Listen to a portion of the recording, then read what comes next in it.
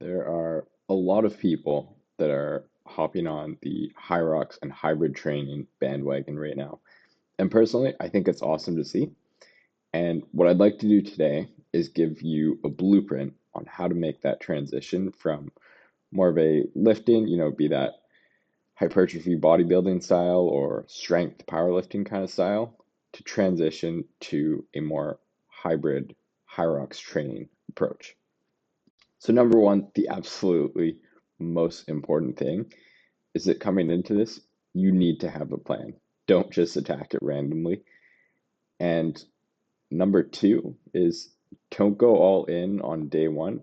You want to make this a gradual transition as you shift your training from what has likely been years of training a specific way to a completely different modality of training. You want to make it a gradual process. So there are a couple considerations here. Number one is you want to think about what is your background in terms of cardio. For some people, it'll be almost nothing. For other people, maybe it's more of a history of in the past they did quite a bit of cardio sports. Maybe you're a runner or rower or something in high school. Or for some people, maybe, uh, cardio is a regular part of their fitness experience in terms of, maybe you're doing the stairs or you're running a little bit, but the whole hybrid training just isn't a priority. It's more of the cardio is a bit of an afterthought. But I would imagine that in most cases, if you're transitioning from, being in mostly a lifter to someone who's trying to be a bit more of a hybrid Hyrox athlete, your cardio background is likely pretty minimal, especially at the present moment. So this is now your number one priority. If you want to succeed in Hyrox, this is where you need to make the most improvements. The reason for this is that Hyrox just isn't about max strength. Uh, you know, as much as it looks cool seeing people moving the really heavy sleds and all that, uh, the reality is that most people can move the weights that are involved with Hyrox. But what is more important is not just being able to move them, but being able to move them and sustain that for a long period of time. And as a result, the key things we're looking for in Hyrox, like I said, not max strength, but muscular endurance and your ability to run near your threshold or at a steady state for a period of a little over an hour. So I want to start off by diving into running specifically. Uh, and I'll caveat this by saying that if you do have a stronger cardio background, you're already running a bit, some of this may not apply to you. But if you're absolutely just getting into running for the first time or the first time in years, I think most of this should apply and be very useful. So first point here, we want to be starting slow, both in terms of your pace and your mileage. As far as pace goes, I would strongly recommend you try and keep it in zone 2. So you can think of that as a spot where you're able to carry on a conversation. And yes, this is going to feel incredibly slow, especially as you're first starting off. And you may not even be able to find any zone 2 pace where you're running at first. But that's okay.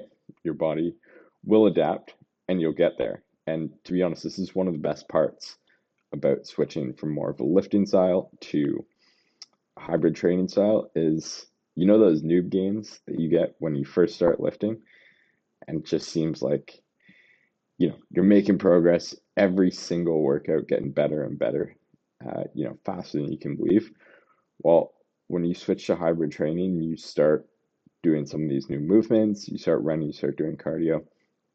That is exactly what's going to happen for the first couple weeks. It's noob gains, just in a slightly different format. So your pace will be, you should be able to pick it up a good bit within the first couple weeks. Next consideration is the total amount of mileage that you're running. So to start off, I would recommend just go out for a couple kilometers. For example, when I first started training for Hyrox, uh, I think I did about a 2 kilometer run, and I was completely gassed doing that, but I certainly wasn't in zone two. And then from there, I progress slowly over time. So the way that I would recommend doing that is following the 10% rule. And really, it's more of a guideline than a rule. But the rule is both in terms of your weekly mileage and the maximum distance for one run, you want to cap that at a 10% increase. So when you're first starting off, you can probably go a little faster. I can tell you that when I did my first 2K run, I didn't cap it at 2.2 kilometers the next time, but maybe you go from 2 kilometers to 3 and then 4, right? Something nice and slow like that. And again, similar sort of idea with the total weekly mileage. Um, you know, what this rule really does mean is that you probably don't want to double your weekly mileage and the length of your longest run for, 4 months straight. And the whole reason for this is you want your body to be able to keep up, keep adapting, and avoid injury. So with that said, uh, this 10% guideline, you want to be listening to your body as you're increasing this cardio training. And, ideally you're stopping before you get to the point of injury. Now, once you've built up a decent base here and you're able to execute your runs mostly in zone two, you're starting to feel a little more comfortable at that pace. You can start to add in one faster run or even just a segment of one of your zone two runs, probably in the back half of that run. And there's lots of different ways to do this, and I've broken this down in a previous video. But as a general guideline here, you can follow an 80-20 rule where about 80% of your mileage is, nice, slow, easy controlled miles in zone two. And then that 20%, the remaining 20% is faster where you're doing some kind of intervals or a tempo run, something like that, right? Now, as far as how your lifting changes with Hyrox training, this is something that I think is quite interesting. There's lots of different ways to approach it, but to me, if you are coming from a bodybuilding background, you probably already have a very strong base level of strength here and a strong base level of muscle. So your goal here, in most cases, is probably just to maintain what you already have. You don't necessarily need to grow more muscle or huge amounts of strength. And one of the great parts about maintaining muscle and strength is that the volume required to just maintain is far less than the volume required to build and grow muscle. So what this is going to allow you to do is you can replace your pure hypertrophy and strength volume with, more muscular endurance work or station work.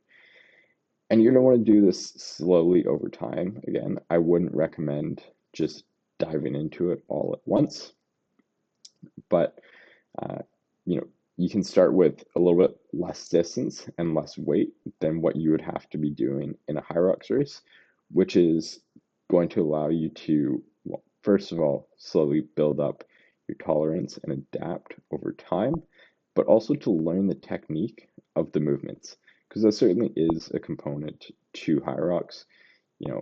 If you look at the sleds, the wall balls, burpee broad jumps, all somewhat technical movements, and you can tax your body a lot less during the race just by having the proper technique. And when it does come to lifting and doing this Hyrox work, The adaptation that we're after here is, as I mentioned earlier, more muscular endurance than hypertrophy or maximum strength. So, you know, instead of measuring your sets in terms of reps, a lot more of what you're going to want to be doing is probably measuring it based off of time or distance. For many movements, you're going to be well outside of the classical hypertrophy rep ranges in order to train the adaptations that we want. Once you feel like you've got a pretty good base of both lifting and running, um, we're going to want to start looking at circuits, which is the idea here is that we're putting everything together. This really is what Hyrox is. It's sort of a big circuit of running and stations combined, right? And so when you're training circuits, again, I would start slow here, but the idea is that you want to do multiple rounds of steady state cardio and exercises combined together. And again, this is something I've got a video about already on my channel if you're interested and you want to take a look at that. As far as the steady state cardio goes, it does not have to be running. It can be, or you can also combine multiple different modalities here. And again, as far as the exercise part goes, you can combine multiple different exercises into each round of the circuit, and it does not have to be, specifically the Hyrox stations. It's great to train the Hyrox stations, but you can get plenty of adaptations from doing other exercises as well. One last main category for consideration for people coming from, more of a bodybuilding or powerlifting, weightlifting background into Hyrox is what your body composition looks like. Generally, in terms of both bodybuilding and powerlifting, the heavier you are, the more beneficial it is, the more weight you can lift, and given that lifting more weight is one of the primary goals, a lot of bodybuilders tend to be on the heavier side and just have a lot of muscle on them. If you decide that Hyrox is now your priority, I think you're going to want to rethink what your ideal body weight is. And I would suggest that for most people, certainly including myself when I made this transition, that ideal weight is probably lighter than you think. And there is a trade-off here, of course. The lighter you are, generally, the easier it's going to be to run faster and sustain a faster pace. At the same time, the more muscle you have on you, the easier the stations are going to be, and the faster you're going to be able to move that weight. But again, there's also a bit of a trade-off of going too far in either direction. If you're really heavy, and sure, those stations are, if you're just coming into it fresh, it's easier to do. If you're really heavy and you're absolutely gassed from the running and you come into the station gas, the stations are still going to be really hard, right? And the amount of muscle you have is only going to get you so far. At the same time, if you have a ton of muscle, if you don't have a ton of muscle and, the stations absolutely gas you out, then the running is going to be really hard, even if you have a running and cardio background. We've seen this with, in Hyrox, for example, marathoners come in and, they crush the first couple kilometers, but then by the time they're through the sleds, their muscles are trashed, their running form is basically out the window, and they really start to struggle. So, as I mentioned, for most people, it's probably going to be a matter of cutting a bit of weight and getting a bit lighter. If you are going to do this, I would recommend doing it slow. And there's a couple key reasons for this. Number one, same thing as bodybuilding and powerlifting whenever you're cutting there. You want to preserve muscle as much as you can. And number two, you want to maintain good energy levels for your workouts That way, you're able to execute the workouts properly. You know, if you've done an aggressive cut at any point before, you know that feeling of having really low energy levels and just not feeling like doing much. That doesn't pair well with Hyrox training. With all that said, if you are making this transition, I wish you all the best and would like to welcome you to the Hyrox and hybrid world. It is a lot of fun, and I think you'll have a great time doing it. If you're looking for help building a training plan for your Hyrox training, I've got you covered. I've got an app called Hybrid Strength Fitness.